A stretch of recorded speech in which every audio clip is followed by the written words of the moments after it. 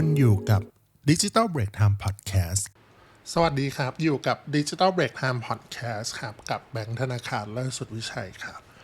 วันนี้เรามาพูดถึงเรื่องของ case study อีกละcase study ที่แบบแบงค์ก็เจอมากับตัวเองเหมือนกันเนาะคือ7ขั้นตอนรับมือเมื่อลูกค้าขอปรับกลยุทธ์ Digital Marketing นะครับปรับแบบกระทันหันเลยจาก conversion สู่ awareness นะครับอันเนี้ยเป็นวิธีปรับกลยุทธ์แบบเขาเรียกอะไรการปรับกลยุทธ์แบบดิจิทัลของดิจิทัลมาร์เก็ตติ้งเนี่ยสำหรับธุรกิจเนี่ยเป็นเรื่องที่เขาเรียกอะไรเป็นเรื่องธรรมดานะที่อาจเกิดขึ้นได้เป็นประจำอยู่แล้วนะครับในสถานการณ์ที่กำลังรันแคมเปญให้ลูกค้าอยู่ตามปกติอะไรพวกเนี้ยนะครับซึ่งอันเนี้ยที่แบงค์เจอก็คือเปลี่ยนจากหลายคนที่เคยทำเนาะก็คือการทำดิจิทัลมาร์เก็ตติ้งโดยปกติแล้วก็จะแบบว่าโอเค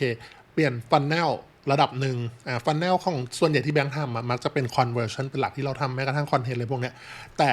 ที่ลูกค้าอยากเปลี่ยนอย่างเงี้ยก็คือจาก conversion กลายเป็นทางด้าน awareness ไปเลยนะคือจากที่เมื่อก่อนเน้นให้ได้ conversion เน้น lead เน้นยอดขายนะแต่พอมาเปลี่ยนเป็นเน้นเรื่องของ awareness เนี่ยเรื่องของการมองเห็นการรับรู้แทนเนี่ย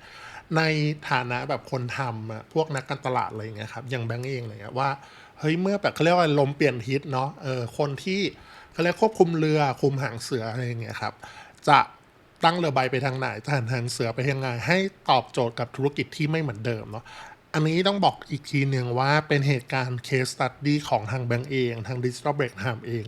ที่แบบเจอเหตุการณ์จริงเลยหน้างานจริงเลยทางเราคิดว่าการปรับกลยุทธ์อะไรพวกนี้มันเป็นเรื่องที่เกิดขึ้นได้อย่างที่บอกไปนะครับจึงเลยนำแบบประสบการณ์ตรงเนี้ยมาเล่าเพื่อให้คนที่ทำงานทางด้านเนี่ยอาจจะต้องเจอเหตุการณ์ที่คล้ายกันเนาะไปปรับใช้กันได้มี7หัวข้ออาจจะยาวหน่อยนะครับวันนี้อันดับแรกเลยก็คือข้อ1สอบหาสาเหตุของการเปลี่ยนกลยุทธ์ก่อนเนาะหลังจากที่ได้คุยกับลูกค้าแล้วลูกค้าเนี่ยมีความต้องการที่จะเปลี่ยนกลยุทธ์จากเรื่องของการเน้น conversion เนี่ยมาสู่ awareness เกือบทั้งหมดเนี่ยใช่ว่าแบบเฮ้ยเรารับมาแล้วปุ๊บทำทันทีอะไรอย่างเงี้ยเนาะแต่ว่าสิ่งที่ควรจะต้องทำเป็นขั้นตอนแรกๆเลยก็คือเราควรจะสอบถามหาสาเหตุก่อนว่าเฮ้ยทำไมแบบพี่ถึงรู้สึกว่าอยากจะเปลี่ยนอะไรอย่างเงี้ยเพราะบางทีคำตอบที่ได้กลับมาเนี่ยอาจจะไม่ถึงต้องขั้นเปลี่ยนกลยุทธ์ก็ได้บางอย่างสามารถปรับเปลี่ยนเล็กน้อยแล้วก็แก้ไขได้เลยเนาะอันนี้คือเป็นเหตุการณ์จริงว่าเราก็เหมือนสอบถามทางลูกค้าเนี่ยว่าทำไมถึงอยากเปลี่ยนกลยุทธ์เนาะเพราะว่าได้แจ้งมาว่า conversion หรือว่าคนที่contact มาหรือยอดขายพวกเนี้ยลดลงถึงแม้ว่าจะใช้งบเท่าเดิมแล้วก็ตามเนาะแต่ว่าแน่นอนว่ามันเป็นช่วงที่เหตุการณ์เกิดขึ้นในปัจจุบันเนี่ยเนาะลูกค้ารู้สึกว่าเราใช้เงินเท่าเดิมแต่ทำไมแบบยอดถึงแบบมันไม่ได้แบบเติบโตขึ้นกับบางเดือนอะไรเงี้ยถึงลดลงอะไรเงี้ยครับเลยจึงอยากจะเปลี่ยนเขาเรียกอะไรเปลี่ยน strategy เปลี่ยนกลยุทธ์ว่าเฮ้ยงั้นเราลองมาเปลี่ยนไม่ทำละโฆษณาแบบ lead message conversion อะไรพวกนี้เนาะมาเป็น awareness แทนเพื่อให้เน้นคนเห็นโฆษณาของเรามากขึ้นและการที่คนเห็นโฆษณาของเรามากขึ้นเนี่ยอาจจะทำให้คนเข้ามาทางออฟไลน์ได้มากขึ้นด้วยอันนี้ลูกค้าเป็นคนแจ้งเนาะหรือแม้กระทั่งลูกค้าเองก็อยากได้ยอด engagement ด้วยอย่างนี้เหมือนกันนะซึ่งแน่นอนว่าเมื่อรู้สึกว่าเราได้รับข้อมูลแล้วอะไรเงี้ยแล้วเราก็ควานหาสาเหตุทำให้รู้สึกว่า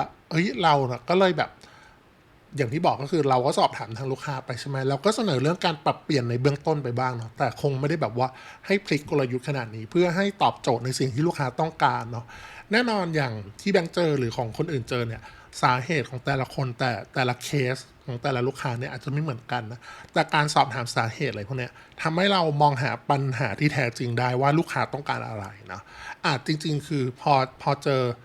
ลูกค้าที่บอกมาเนี่ยบอกมาปุ๊บอาจจะไม่ต้องเปลี่ยนกลยุทธ์ทั้งหมดเพียงแก้ไขปัญหาให้ตรงจุดก็พอซึ่งอันที่แบงค์เสนอไปเนี่ยปุ๊บเนี่ยก็คือเราก็แบ่งเงินบางส่วนให้มากขึ้นมาส่วนที่เป็นทาง awareness ประมาณนั้นต่อมาข้อที่2ก็คือนำข้อมูล Data หลังบ้านมากางดูเลยให้เห็นนะครับเนื่องจากว่าข้อมูลที่เรามีจากแพลตฟอร์มเนี่ยมันมีหลายช่องทางเนาะหลายๆคนเขาพอจะทราบไม่ว่าจะเป็นเว็บไซต์ Shopee Lazada TikTok อันนี้คือสำหรับคนที่ขายของบนแพลตฟอร์มนี้หรือว่าถ้าคนเน้นทำพวก lead อะไรพวกเนี้ยเน้น message เน้นให้ได้ lead เยอะๆเนี่ยก็จะเป็นพวกฝั่ง Meta Google อะไรอย่างงี้ไปเนาะก็มากางดูกันว่าสิ่งที่ลูกค้ากังวลอะไรพวกนี้ครับ ข้อมูล Data หลังบ้านเนี่ยว่าเป็นยังไงเช่นถ้าลูกค้ากังวลว่าเหมือนยอดขายลดลงไม่เหมือนก่อนเลยอะไรอย่างเงี้ย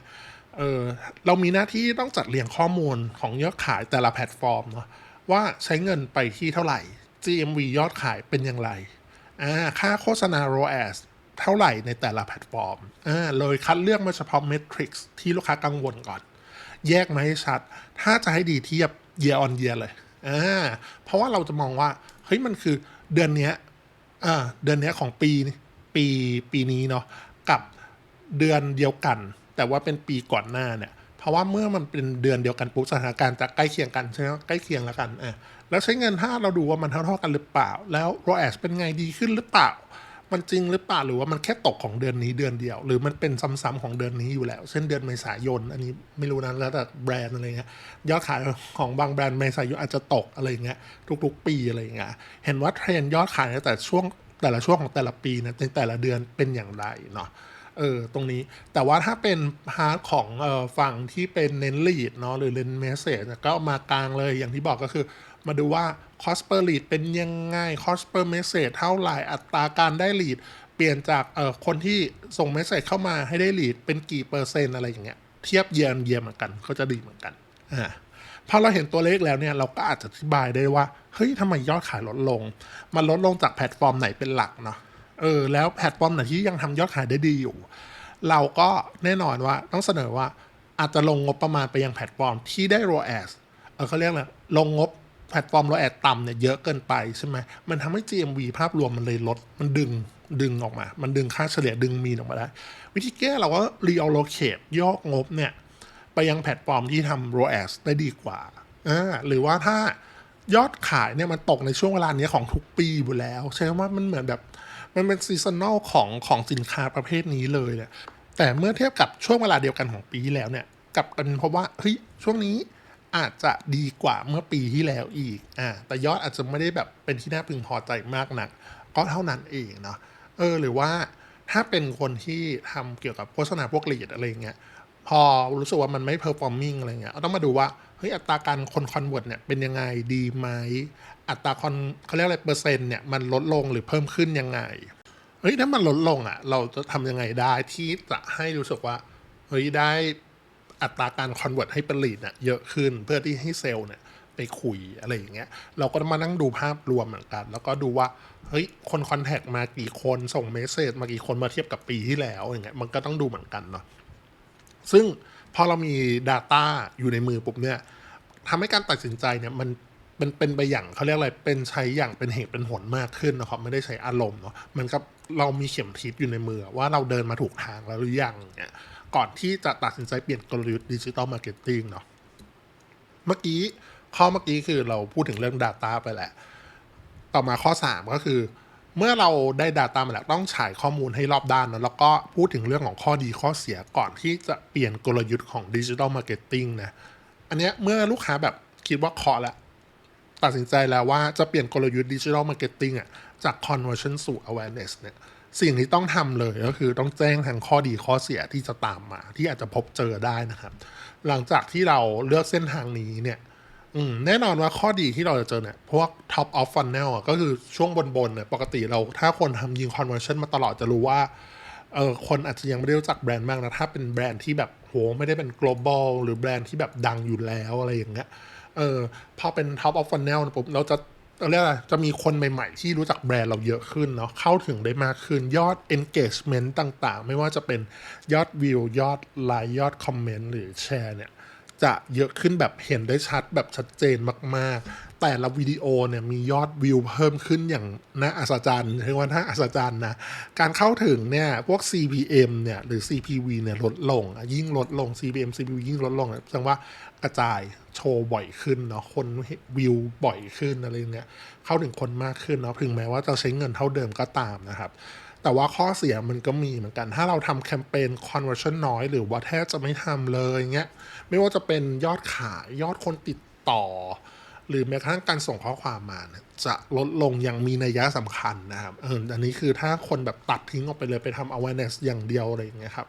ลดลงที่แบบระดับน่าใจหายมากๆยอดคนติดต่ออะไรพวกนี้ครับถึงแม้ว่าคนที่วิวจะเยอะขึ้นก็ตามแต่ว่าคนวิวคนอะไรพวกนี้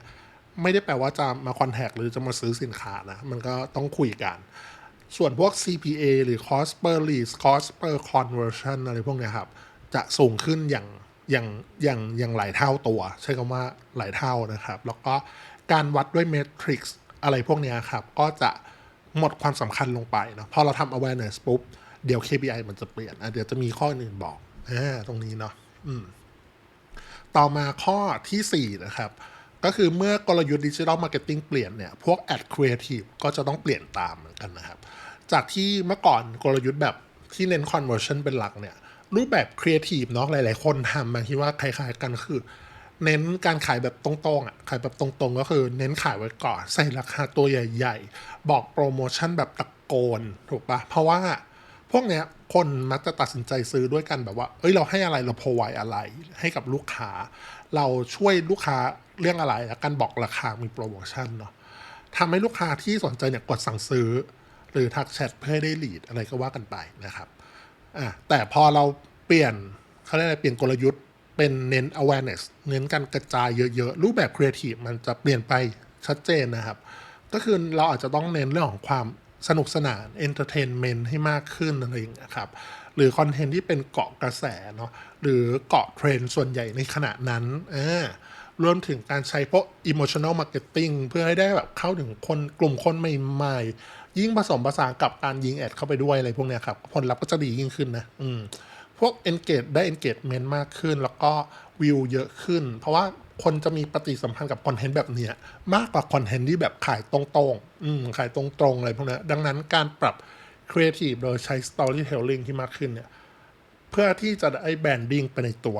ด้วยนั่นเองนะครับตรงนี้ต่อมาข้อ5นะก็คือ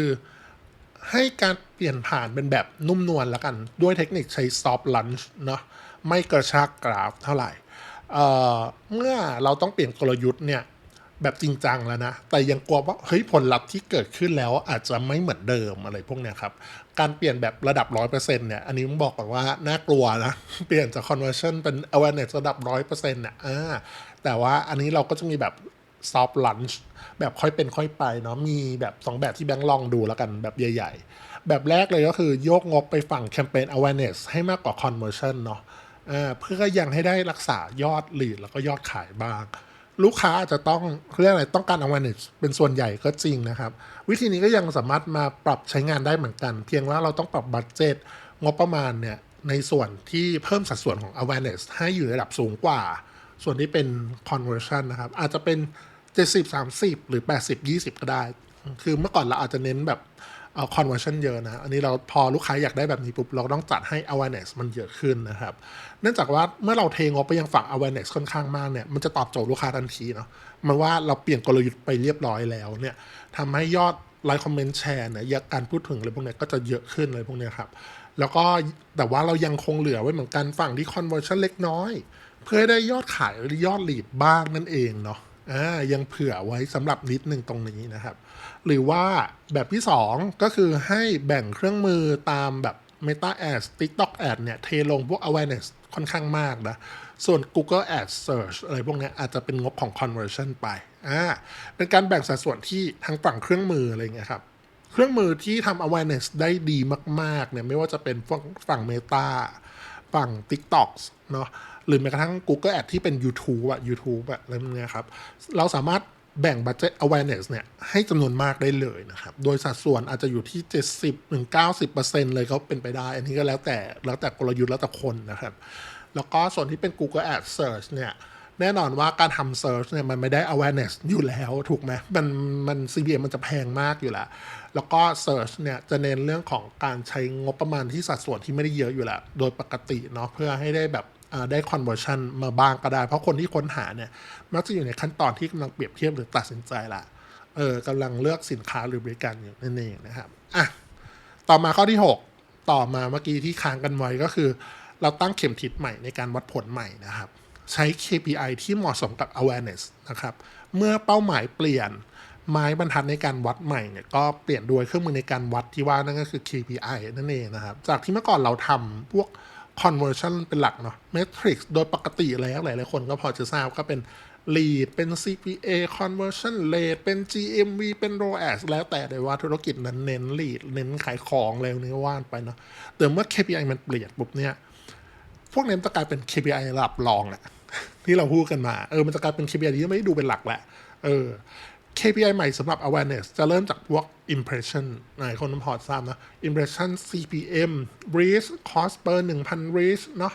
แล้วก็ view CPV view rate engagement rate comment like share save อะไรก็ว่ากันไปพวกนี้คือเน้นภาพรวมของที่ให้ได้ engagement ระดับสูงสุดเนาะว่าอะไรอย่างนี้เนาะเลือกได้ว่า KPI ไหนเป็นหลักที่เราควรจะดูรวมไปถึงการใช้เครื่องมือใหม่ๆอย่างพวกsocial listening ด้วยนะครับว่าเฮ้ยแบรนด์ของเราเนี่ยเราทำ awareness ขนาดนี้เนี่ยต้องมีคนพูดถึงภาพรวมของเราเป็นยังไงบ้างก็คือเราจะไปวัดแบบอย่างอื่นบ้างละเป็น social listening อะไรพวกนี้นะแล้วก็สุดท้ายแล้วอันนี้คือข้อสุดท้ายเหมือนกันคือข้อ7นะครับควรเคารพการตัดสินใจของลูกค้านะครับดำเนินการแผนการตามที่วางไว้นะสุดท้ายนี้นะไม่ว่าลูกค้าจะเลือกแบบไหนก็ตามการเปลี่ยนกลยุทธ์ดิจิทัลมาร์เก็ตติ้งจะเป็นแบบใดอะไรอย่างเงี้ยครับเรามีหน้าที่นะคือรู้สึกว่าต้องเคารพการตัดสินใจของลูกค้าแล้วก็ดำเนินงานตามหน้าที่พร้อมวัดผลออกมาให้เกิดประสิทธิภาพมากที่สุดเช่นเดิมนะครับแต่แน่นอนว่าเฮ้ยเราเคารพการตัดสินใจของลูกค้าจริงแต่ว่าเราควรมีแผนสำรองเช่นแผน B แผน C ไว้ก่อนเนาะเพื่อวันใดที่ว่าการปรับกลยุทธ์เนี่ย